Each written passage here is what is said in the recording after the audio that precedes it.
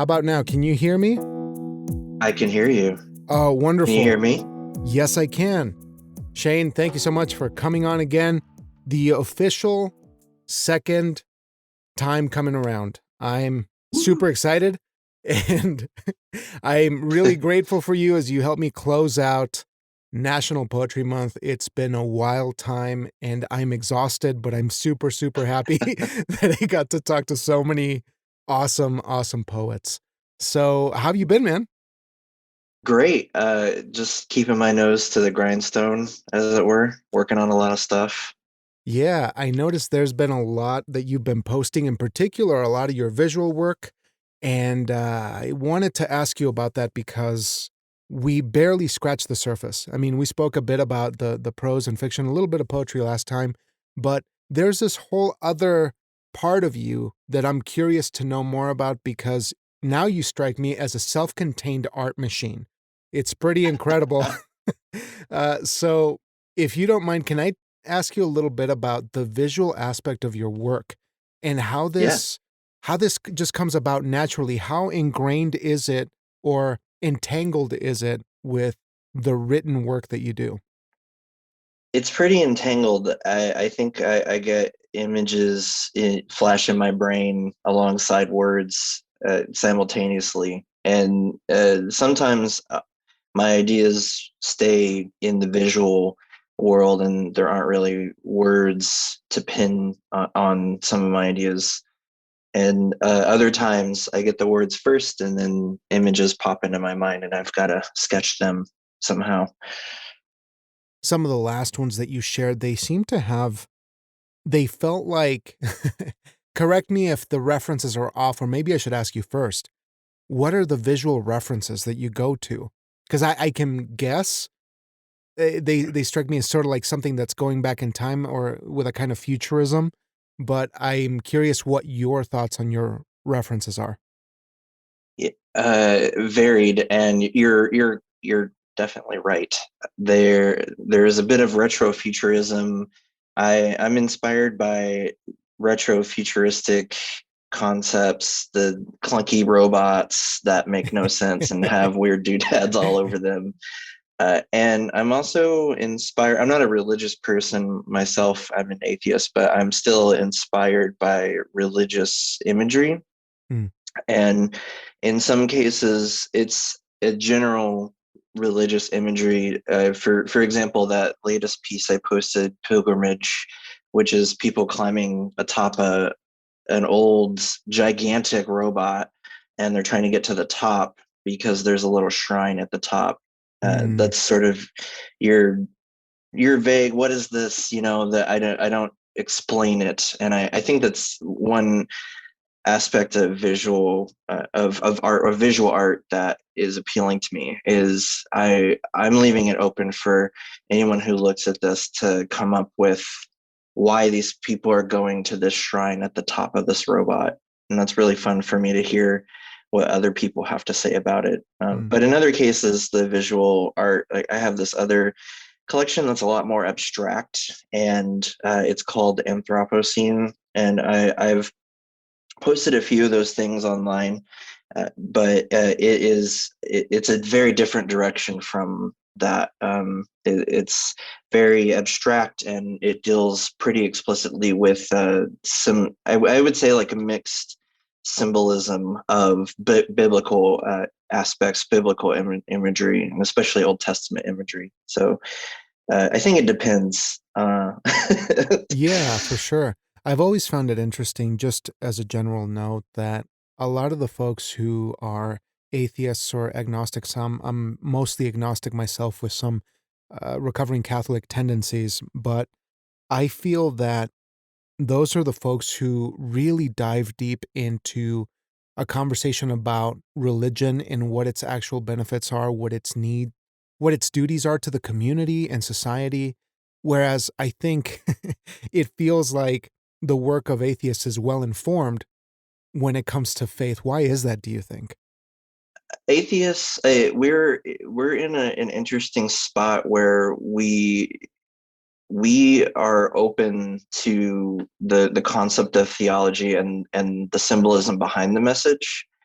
and I think the fact that we want some, I would say it's some atheists, because atheists aren't a monolith. There are definitely Sure. a lot of militant atheists out there that I don't agree with. I think everyone should have the right to respect and practice their religion as long as they're not, trying to force it on other people and make their religious ideology law of the land. Yeah. That's where it gets horrendous and destroys the rights of others. But there are definitely militant atheists out there who I don't agree with. In any case, I think atheists are in a unique position because we can sometimes look at religion more objectively and more for the metaphor, more for the symbolism, and that's how I look at Mm, religion. yeah. Is And there's also the history of religion there that I think a lot of people, I think even people uh, who learn theology, who go to school for theology, and it's their, they're getting a degree in it. They learn about the history and why some things were interpreted in a certain way or translated in a certain way. So I think even if you are religious, the having the ability to take a step back and look at your scripture, your symbol more objectively, and Yeah. trying to understand the meaning behind the meaning of some of the what any religion tries to teach is important. Right. And it's fascinating how you can't at this point in our timeline as human beings uncouple religion from history. It is such a driving force. It's such a driving factor of how our society was put together that you're right. You can't detach it from what it's caused in kind of the place where we are now, but it's definitely easier for those who are a bit removed from those belief systems to actually look at that objectively, and I just think that's so curious that we're the ones who choose to dive in even further and further than somebody who, may just be okay with the message that is received in one parish or one church or one, um one Sunday morning. Right, right. Yeah, I can understand that though, because this religion for some people is an entire worldview, an entire structure. And whenever somebody tries to pry at that, then if that's your whole worldview, then it Mhm. feels like your entity, your essence For sure. as a human is being attacked. Hell, I feel Uh, that you, myself sometimes, and I haven't been to church in a very long time, and there's still some moments where I kind of recoil when something happens because I feel like I have to reach for my religion, and yeah, I yeah. it's kinda like a phantom limb of faith that I have to keep going to, but it's funny how those things just kinda stay behind, or they stay with you even though they've been left behind in some ways. Do you recall the moment, and I let me know if I'm prying on this, but I'm genuinely curious. Do you recall the moment where you said, "I can't have this type of faith in my life," that led you to atheism? Was there a moment of epiphany for you? Sure, there definitely was. I was 11 years old, and I was raised as a Southern Baptist. So Oh. I'm from Texas, and Southern Baptists they run wild in Texas, and Mm, it wasn't quite the speaking in tongues church that I was raised in, but I've been to several of those in Texas. mm, But anyway, I was in Sunday school, and I was just questioning my Sunday school teacher because a lot of the aspects of the Bible didn't make sense to me. And mm, my Sunday school teacher didn't like that I was questioning those things. mm. And it wasn't just like, hey, you're disrupting the class. It was, I got kicked out of my Sunday school class because I was questioning the teacher too much. Ah. And then that made me realize, even as an 11-year-old, it was weird for me to find an adult who didn't want to explain things to me. Yeah, yeah. And so I began to pry further and further. And I credit my Sunday school teacher, Mrs. Long, for kicking me out of my Sunday school. And my parents, who were pretty religious, they both passed away, but they were pretty Mm, religious Southern Baptists. They I see. they actually defended, and in sort of a passive aggressive way defended me, because they stopped going to that church very shortly thereafter. Oh, wow. Yeah, and they just didn't go to church anymore after that. And Mhm. so it was I found that to be the moment, like when thinking back, that was my epiphany. I probably didn't know exactly what it was. I mean, I was 11, so I probably didn't even know what the word epiphany meant at the time. But Sure. uh, I that was the moment where I thought, like, wait, maybe adults don't have all the answers, but they really try to make you think that they do. And maybe what all this is, the Sunday school and Sunday sermons and sitting through all this stuff is not all that it seems to be. And so Mm, that made my 11-year-old brain spin, and I would just go to the library and try to find everything I could mhm. on higher learning in regards to the Bible, the New Testament. So it's been with you for a long time. You've been actively discovering and researching on your own and looking through to find your own satisfactory answer to this. It's funny that you mentioned that because around that time, I think I may have been around that same age when I was raised in Mexico. I credit religion for introducing me to the arts, which is kind of a common through line for many people because that's just how the arts Yeah, are introduced to a lot of people. But there was a traveling troupe of missionaries who were performing from the US, and I was living in Mexico with my family at the time, must have been 8 or 9 years old.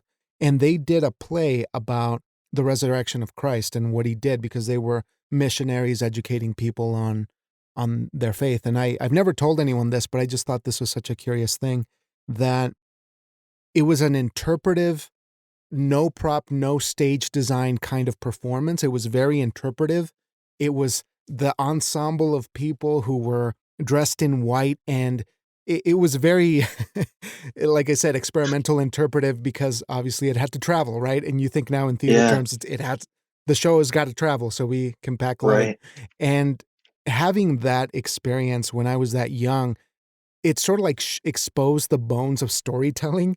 And I was like, that's really cool. I want to do that. But there's this through line of, I don't know that I would tell that story because there's just so many other things that I'd like to talk about using that kind of creative avenue. And ever since I was young, faith felt like a ritual more than a responsibility. It felt like uh, performance in a lot of ways, Right, and in Mexican Catholicism, there is a lot of grandeur, and there is that highlighting of the suffering of Christ and that sort of thing, and it definitely affected me in such a way that I couldn't get past the what felt like theatricality to me. And right. so I felt like that was definitely the beginning of my storytelling pursuits is like, there's got to be other stories there to tell with this kind of um, firepower, I suppose, creative firepower. But alas, I wanted to ask you about the awesome hashtags that you have and whether are going to be putting together some swag or if you already have some swag because you're designing for print as well. You're designing um for other kinds of stuff. So can you tell me about what kind of designs you got going on right now? Oh yeah. I design all my own book covers. I'm also a board game designer. I'm not going to go Yes. down the rabbit hole of Are you board game sure? design, but I'm well, we You have to can, give but me at least a little bit because that's where we left off last time. That's a bit of the cliffhanger. sure. Sure, yeah. I'm working on a few board games, and they're different in their style, but that kind of stuff is really fun for me. So to give you an example, I have this game called Color Space, which also uses a retrofuturism motif, and it's actually a quick little strategy game that you play with tiles. I would say Mm, it's kind of like chess, or there's a game called Hive. out there that it has some similarities to, but it uses this retro futuristic style, and I use like a rainbow motif because the game involves making secondary colors by using these primary color tiles, and that's how you win, is you collect the secondary colors. So Wow. So it's oh, go ahead. oh, go ahead. Okay, well, I was gonna say I have this other game though called Nine Muses, and it is completely different art style. So it's based off of the Greco-Roman Nine Muses, and uh, so the art style is based on Greek pottery. So there's a lot of bronze, there's a lot of black, and there's a lot of interesting golden bronze line work and black line work and stuff like that. So um, very different designs, but it's very fun for me. I also design all my own book covers. I could just gush about design and artwork all No, I day. love that. And you spring so many questions in my head about this because there's beautiful considerations that have to be taken in every single medium or form that you're tackling. But specifically with games, with board games, how does that come into your life? And now, how are you going about creating something like that? Like, could you give me an example of a point of origination for one of these games? Like, how this kind of began to come together for you? Yeah, my ideas for board games are they pop up in different ways. Sometimes it's through the limitations of a contest. So there's this Oh, website called Board Game Geek, and they'll have board game publishers who will post these contest ideas, and the contests are defined around hard limitations. So, mm, for example, one of them is like a 54 card game. So your game can only have 54 cards in it. You can use the standard deck of playing cards, or you can design your own cards, but that's all you can have in the game is 54 cards mm, that are roughly the poker size. And then there, like Nine Muses, that idea came about because there's a 9 card design contest that I entered, and that's the limitations. Your game can only have 9 cards, mm. and so immediately my brain went to Nine Muses, and Huh. I just kind of went from there. So But design. yeah, Oh, go go ahead. ahead. Go ahead, please. Uh, design is iterative.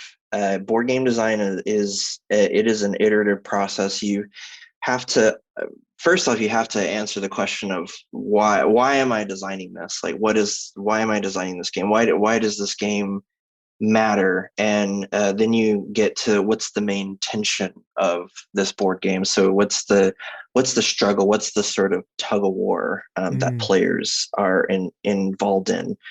Um, and it's interesting. I think the most interesting aspect of board game design is that it still is a form of storytelling, but mm. it's the beginning of storytelling. You're actually leaving the tools for other players to tell their own story each time they play a game.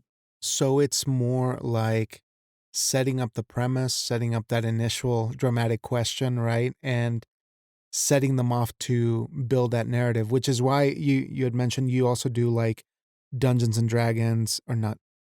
Like what were the games that you feel have a strong narrative that influenced the way that you design? There are a lot. Dungeons and Dragons is definitely one of them, or tabletop RPGs in general. I have a few other tabletop RPGs that Mm, I like playing. That really they're more involved. They have a lot of lore, and yeah. there's a whole world out there. But they still adhere to that principle of let's just set the dominoes up and let all the players knock those dominoes down however they Yeah. see fit.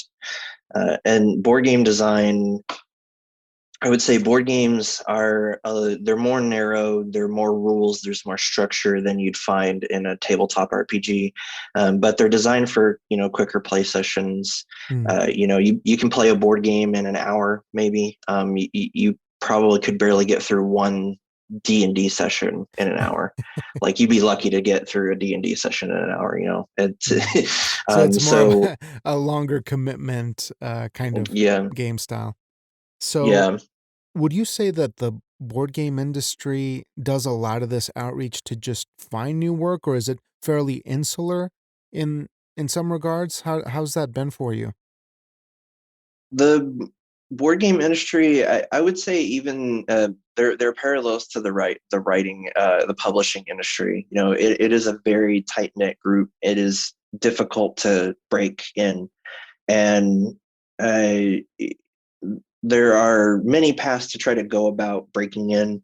In a lot of cases, it comes down to work on board games, make board games, put them out, share them with people, get people to play your board games. And it's the same with writing, you know, it's the same with any storytelling. It's Yeah, get the work out there. And I know that that's a hard thing to do, you know, especially while we have to juggle 50 million other things in our lives. sure. But I think at the end of the day, the content you create will speak for itself. Mm. Have you looked into designing and producing something on your own without going through a contest, or have you done that in the past, or what would that entail? I'm looking at that right now. I think with Color Space and uh, a couple of other games that I have in on my design table.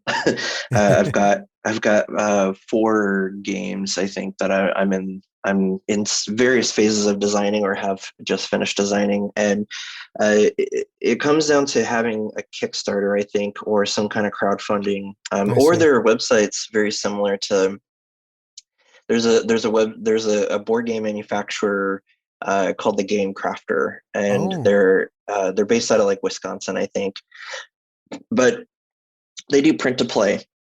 And so you can design your assets, you design your rule book, you design your box. They give you templates to help you with those things, and then they have this standard set of components. You know, you can get cards, you can custom design cards, you can get little what are called meeple, which are little wooden figures that vaguely resemble a humanoid shape, and other things like that. Like the components that you need for a board game, they're kind of standard, and so there isn't a lot of customization to be had with certain components, but they're print to play. So the benefit to something like that is you can just put your game out there on the Game Crafters website, and people can order from there. And so Mm, you don't have to have, typically when you're publishing a game, when you go to commercial manufacturers of board games, they'll have you meet a threshold. So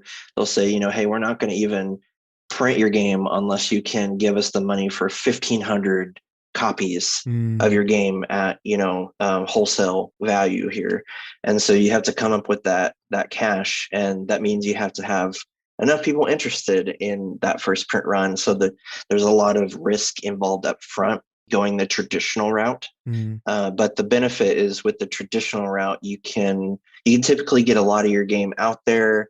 Like having a Kickstarter is hard, but if you can come up with the funds through a Kickstarter or an Indiegogo or some other crowdfunding site in order to get your game out there, I think you can also make more money per game. So that's pretty helpful for people. But you have to handle a lot of those logistics yourself. So you have to work with the manufacturers, you have to work with shipping. You know, so most manufacturers are in China, so you'll want to handle shipping, and then you have mm. to have your game sit in a warehouse in the US or Europe. And then you have to work on distribution. So that's a lot of moving pieces that one person, such as myself, would have to deal with. But Yeah. I'm looking into it, and it would be a lot of work, but people have done it before, and if other people can do it, I think I can do it. Yeah, there's gotta be some belief there you have to hold strong, and I'm sure that it'll be worth the while, but it does seem like there is a serious level of time and resource commitment, financial commitment for sure. So, Yeah. there's a lot there, but I'm curious because I've never met somebody who has that disposition, right, to want to design something that will bring that kind of experience to people. Do you think that's remarkably different from poetry and narratives? Or do you feel like you can't switch like a board game designer hat to a poetry hat to a writer hat? Everything's just kind of one act of creation. Is that accurate? For me, it is. Mhm. It may be different for other people, but for me, it is. For me, everything starts with the idea, the spark, and then ha- I kind of have this filtering system that I use where I'll write things down in a little notebook, and then I'll go back and review them, and I'll say that idea is shit, that idea is shit. That one's all right. I'll think of that later. This one's bad, bad, bad, bad, bad. And so I go through the list of ideas, and then once I have an idea that I like, I think about what within my wheelhouse of what Mhm. I know, what I'm comfortable and confident in being able to do.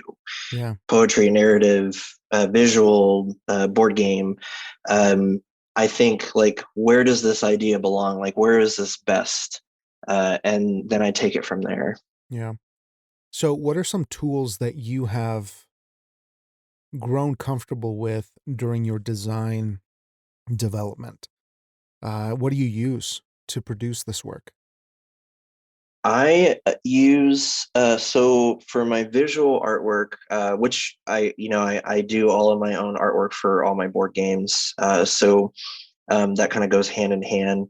I use Procreate for iPad. So Procreate's Mm, a digital drawing app, and I think it's fantastic. So I have an iPad, I have an Apple Pencil, and all my visual media is done through there. I also will do sketches on pen and paper. I typically use pen and paper. I rarely use pencil anymore, so mm. I typically do a lot of like ink sketches and stuff like that. Um, Are but I you also am comfortable with Illustrator and Photoshop. So I use Illustrator for a lot of my design work, like my cover designs, my book cover designs, could be mixed media. So like I could sketch something out and then put it in Illustrator. If I need a certain effect, I'll go over to Photoshop. So Photoshop, Illustrator, and Procreate, I think, are my three mhm. biggest tools. They feel like the right kind of arsenal for you with that kind of Yeah. malleability.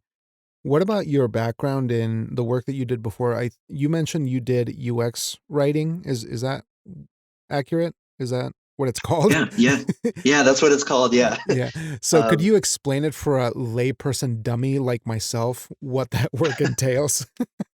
yeah, it's a nuanced role, and so a lot of and it's kind of new. So I think it's unheard of in in a lot of circles. But UX writing is something. It's an aspect of user experience design. So user experience design is geared toward software, but you can find user experience design in all aspects of, I would say, any form of like industrial design. Mm, So designing like physical things that people use every day. But my focus was in software. I worked for a software company, and so I worked in the tech industry, and my job was to make sure that every piece of text you were to read in a specific application uh, sounded human, sounded friendly, or had the right tone, depending on the mm, situation. So everything obviously needed to be grammatically correct, but my job was to write what you see in a software. So anytime you get like an error, mm. instead of a software engineer writing that error, which typically would lead to a bunch of computer jargon that a lot of people might not understand, my goal was to take that technical speak, that tech speak, and turn it into something that's more conversational and but still gets the point across and gives you as a user the next step to take. Mm. So bring a sense of empathy to the computer language in a way so Yeah. that people don't get scared and throw the phone, at the floor like most of us would do. It's talking to Right. me. I'm doing something wrong. That's Yeah, fascinating. So definitely your writing background comes in handy with that sort of work, I imagine. definitely. Yeah. Yeah, UX writing has helped me refine the structure of what I want to express in the fiction world. Like Yeah. writing fiction narratives, I think in some cases, uh, my earlier work before I got into UX writing, it was I got good marks. You know, people liked my really earlier work when I was in like my teens and 20s, but it was uh, filled with rants, you know, tangents and stuff like that. And so that's kind of like the mark. Sometimes a tangent can be a good thing, an interesting thing, and then sometimes a tangent in writing is hard, for readers. And so UX writing really helped me take what I would have normally said in three sentences and work it into one sentence. Uh, And that's because I'm met as a UX writer, I was met with hard limitations. You know, like yeah. you can't fit more than a certain number of characters in a tiny little area of an application sometimes. So it was it's I think creatives working within limitations is important sometimes for Mm. creatives. And sometimes you can take a limitation and run with it, use it as the foundation of what you're working on. And UX writing really helped me hone that in. Yeah, I couldn't agree more. I love those deadlines. I'm nothing without my deadlines or self-imposed burdens to get something done. If not, I would be upstairs playing video games with my son all day, maybe lying down on the floor thinking about my life and my choices. And that's really not good for anyone, including myself. So, Yeah. generally, just a big general question, I hope you don't mind. What are your thoughts on the tech industry now and how we interact with it in our day to day? Is there something that you have taken away from being involved so closely with that industry? Yeah, my biggest takeaway from working in the tech industry is that everything is centered around money. Mm, And the tech industry is no different. Technology itself is neither good nor bad, right? It's always what people do with it and why what people's motives are behind something. And mm, the tech industry to me is just it's a new wing of manufacturing. And mm. it's also becoming a little bit like a little bit like the Foundation series, where you have this one person who is sort of a cult of personality, a charismatic being, and they're like the CEO, right, of a Yeah. company. And Harry Sheldon was kind of like that, but he's like people are treating CEOs like they're messiahs, like they're prophets of some kind, and like their status is raised. When these people are they're typically born into wealth. They don't care about humans. They care about their bottom line. And the tech industry is no different. And Mm, every form of empathy that is projected from any company in the tech industry always is grounded in the need to make money over actually being empathetic. So what I found working, and this makes me sound really jaded. I did love my job. I loved the work that I was doing. I loved being able to make something that is a emotionless robot sound like it's a human being talk to you. Like that's mhm, a really interesting um, uh, line of work. It was really fun being able to think about how if most people are using this thing, what are most people thinking right now, and how can I help address any concerns and then get them on their path to doing what they need to do. That was really fun. But the broader picture of the tech industry to me is that you have this one person who is sort of formed a cult of personality, mhm. and everyone in the company either needs to pretend like they're an absolute fanatic for the product or they get kicked out. And it's crazy.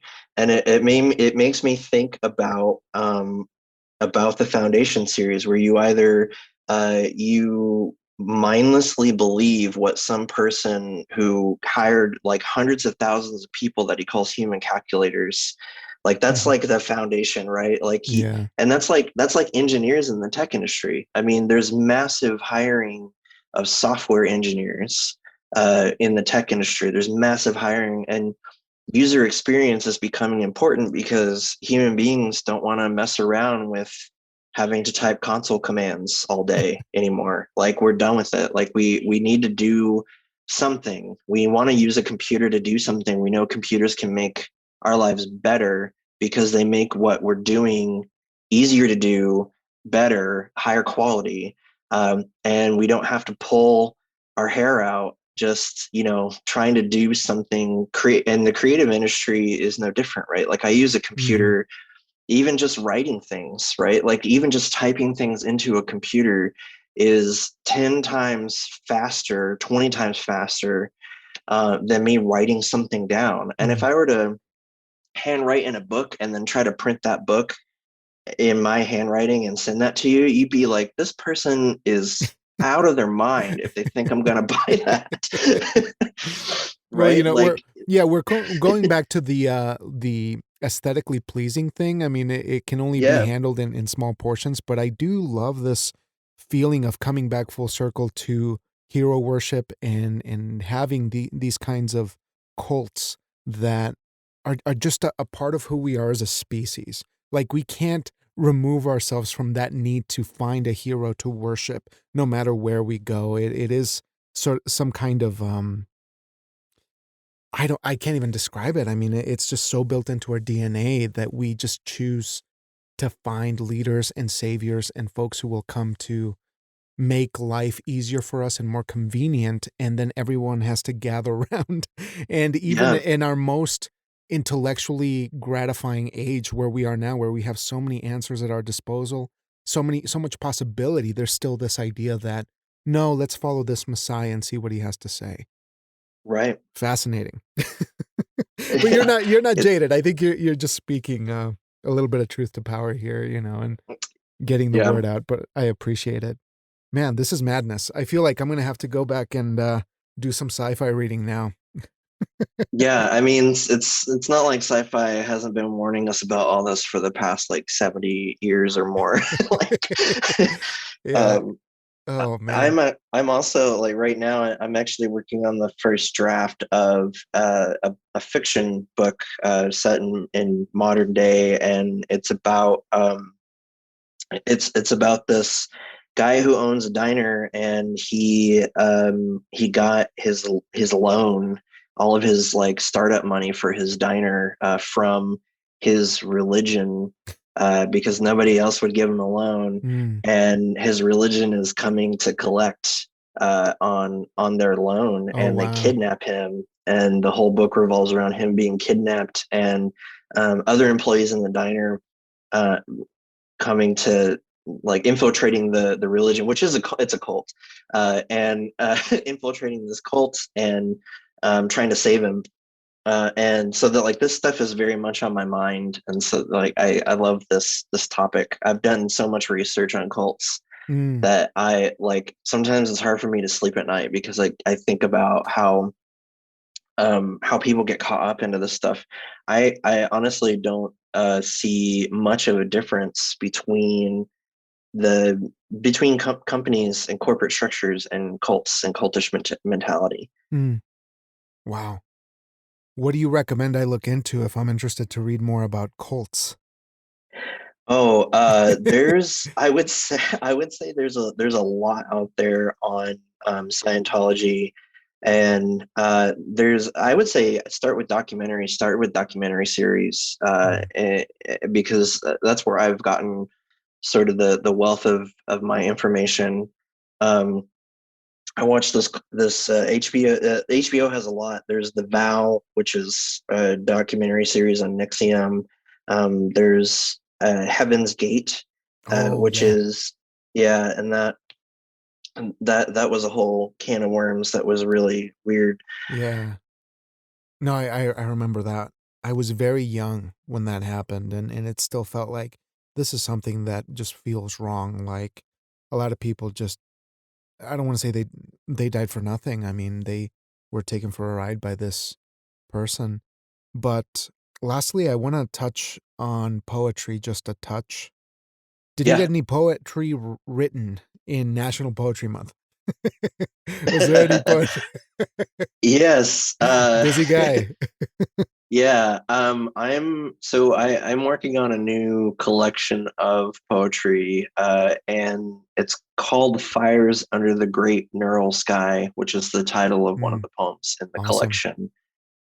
Yeah, I'm excited about it. It's going to be 75 poems. They're all existentialist poems, so they deal with meaning and purpose. There definitely is religious imagery and imagery of mythology worked into some of them, and I've written 50 of them, mostly over the month of April, and I've got another 25 to go, and then I've Mm, got to go through a bunch of editing in order to get it up to snuff.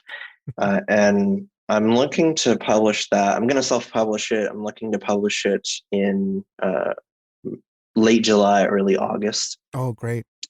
Yeah. I also plan on doing readings and then public giving people access to the readings as well. Probably through Bandcamp.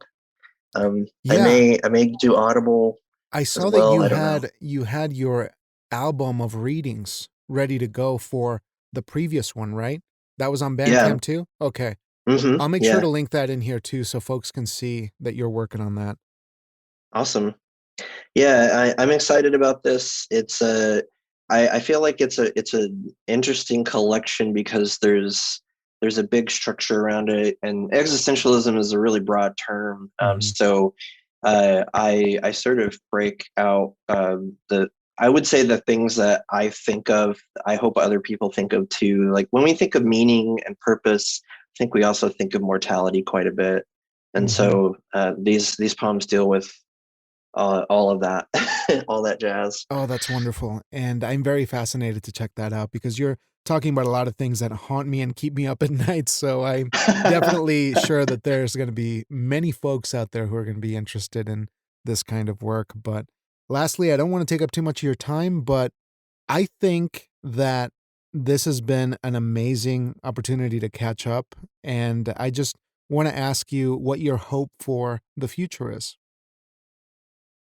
Well, first I'll say likewise. I love being on your podcast, and I hope I can be more than just a second timer down the road. Of course. Um, um, I my hope for the future is to finish my damn work. Is I really am just I have so many projects that are in various phases of completion, you know, and I would say I'm a pretty prolific person. Mm. Well, I'll say that 10 You're times a fast, but machine. Let's not kid around here. You're a machine. uh Sorry, go I ahead. work on yeah, no, it's that's a good way to describe what did you say is self-contained? What did you say earlier in You're this? A a self-contained art self-contained art machine. You need to get a self-contained art shirt that machine. says that. I'm gonna write that down. But yeah, I really want to get a lot of this stuff out there and get people excited about it. I think that's been a struggle for me is like I get my work out and I want to go through the motions of celebrating and talking to people who have read my work and asking them what they thought about it, what they liked about it, what they didn't like about it. And I feel like my audience, my readership is growing, and I love that. But I'm a hungry to get a lot of stuff out there. Like I want to have a catalog. You know, I don't Yeah. have that much work that's actually been published because I'm still pretty new at this. I haven't been at this for a long time. And writing takes time. Board game design takes time. It takes months to work on a board game, and sometimes it can take a year or more to finish a board game, get it out there, and have people actually playing it. And same thing with a piece of literature. Like it takes years to write something, edit it, a million times, and make sure that it's really what you're trying to say and get it out there. And so I'm really just eager to get my work out there and have a really nice catalog where you're not just looking at that one little book of poetry that I wrote and that one little book of short stories that I have. So I'm trying to do that, and I also just I want more reviews on my work. I want more people to come, and tell me what they thought of my work and what they liked, what they didn't like. I really miss those interactions where somebody would say like, "Hey, I really like, what did you mean by this?" Or "I really like that Mm. this story," or "Man, I didn't really like the way you treated this character in this other story." Stuff like that it's always great for me to hear. So that's my hope for the future, is that I get more of that experience. Well, my friend, it's safe to say that you are well on your way and you are actively inspiring me and any listeners to continue because I admire your work ethic. I admire the way that you're just out there with tenacity, doing the things that make you happy, regardless of what the form is, what the medium is. And I find that incredibly uplifting. So thanks for your candor, your thoughts, and your inspiration because it's, definitely needed in the world. We just need to keep moving forward and trying to grow and learn You from know, each other. So it's been a pleasure, man. And I was going to call this episode The Second Coming, but then I realized it kind of falls in line with what we were talking about, but it would be a bit much. I But don't know. I don't think it's a bad title, but yeah, yeah, yeah. I I don't want to oh, ostracize the rest of the world. I think it would just be you and me listening yeah, to this. that's true. That's true. So, yeah, man, thank you so much for coming on and helping me wrap up National Poetry Month. And I will make sure that we get the word out so folks can check out your website, which is youaremuted.com. That's my website. I love your titles. I'm a sucker for a good title, and you have many of them, including your Twitter and Instagram handles, which, you need swag for this. Yeah. You got to make a toilet writer swag shirt or a hat. um, I'll work on that. I could probably do that. It's just, it's a nice little self-deprecating bit, and Yeah, I yeah, I I think love it's it. it's good stuff. But I'll leave you be, man. But thanks again for stopping by, and I hope that we can keep catching up down the road. Okay? Definitely. Thanks for having me on here. It was a blast. Yeah, man. Anytime. I'll talk to you real soon. All right, bye now.